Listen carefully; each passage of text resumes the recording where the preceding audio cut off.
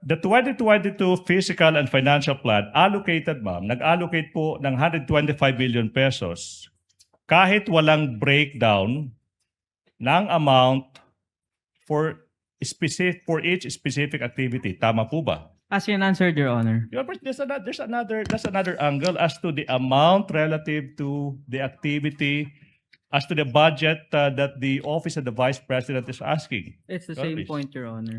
Same point, Counsel. Okay, Move on. We move get on. we get Now. what you have established. Thank you so much. Now, therefore, Madam Witness,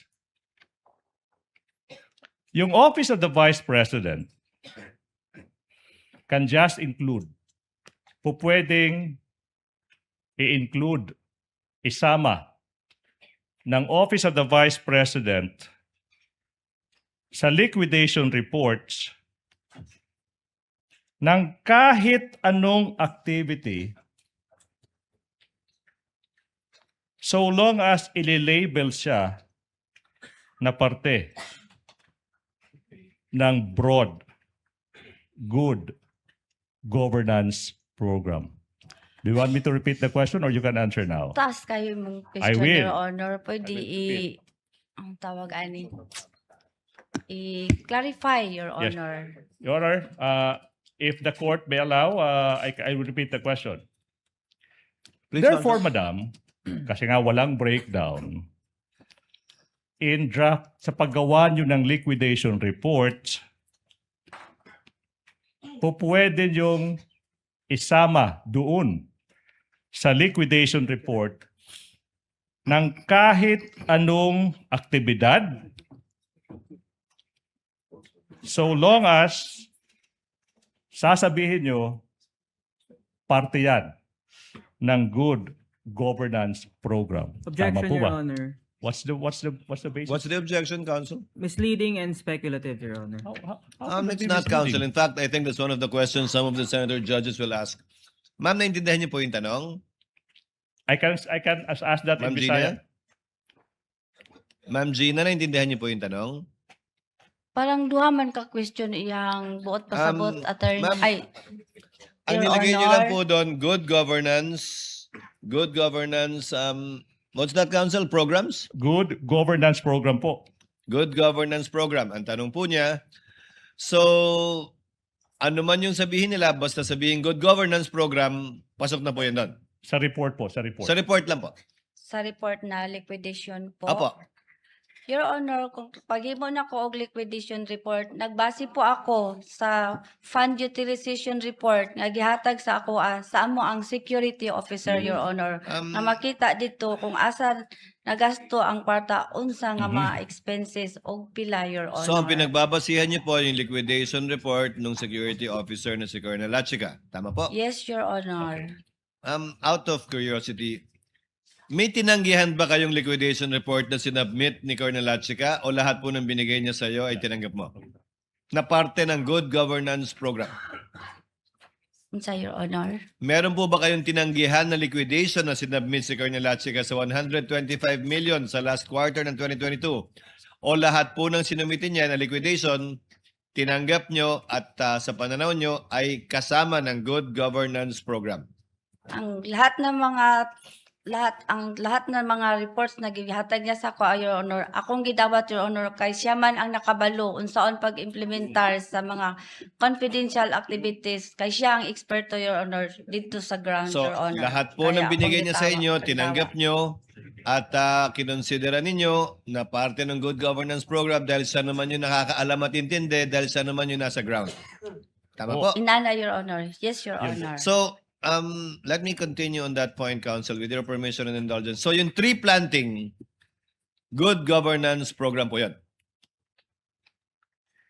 Unsa, Your Honor? Yung tree planting, binanggit niyo po kanina, tree planting, good governance program po yan. Kasama po yun doon sa pag-liquidate? Ang ibig sabihin, Your Honor, usa pa gihimo ang tree planting, Your Honor, na ay gihimo Ang sinatanong ko po, ma'am, yung security activity, officer, Your Honor. yung activity na tree planting, parte po yun ng good governance sa pagkakaunawa ninyo na program. Yes or no, ma'am? Yes, Your Honor, pero usa na gihimo, Your Honor, ang security officer, Your Honor, na ay gihimong surveillance, monitoring, Your Honor. Nabasa ko po yun. Pati yung libreng sakay, part ng good governance. May Yes. surveillance din po doon. Nakita ko po sa liquidation report. Yes, Your Honor. Yes. Okay, Counsel, proceed. Thank you so much. Yun yung liquidation report. Opo. Now, okay ba, ma? Now, the point is, punta naman tayo sa accomplishment report. Kasi nga, iba yun, di ba? Now, same line of question, but this time, different document. You can just include. Pwede niyong isulat sa accomplishment report kahit ano na lang activity, kahit anong activity in the accomplishment report this time, not liquidation reports. So long as i-label nyo lang under yan ng good governance program. You want me to repeat the question, ma'am, or you can answer now? Durag duhaman ka buka ang question na ato, Your Honor. Accomplishment report this time. Yung kanina po, nag-guess nyo na, liquidation report. Ngayon yung tanong is, sa accomplishment report naman, pareho lang. Kahit anong activity, isasama sa accomplishment report, so long as isusulat under good governance program. Tama po Counsel, ba? can you confront the witness with the accomplishment report? Assisting Counsel, can you show her the accomplishment report? Para maunawaan ng Opo, opo. testigo na ibang dokumento na ang pinag-uusapan natin. Kanina yung physical and financial plan, ngayon naman yung accomplishment report.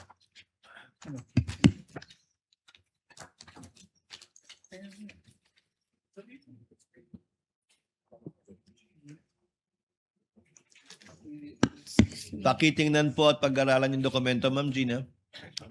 Para alam niyo po na yan ang tinutukoy ni Attorney Ligutan sa mga katanungan po niya sa inyo. Excuse me, Your Honor.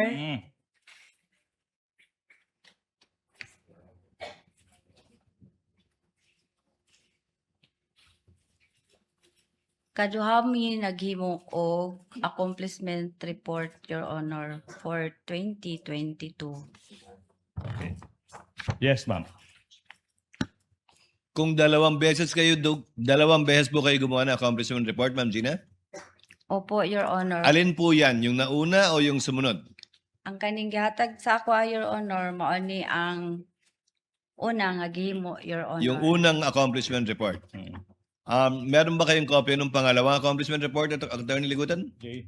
Anyways, we can live with one report. Okay. For this point, Your Honor, please. Okay, for I this think I'll point. ask the direct question na lang.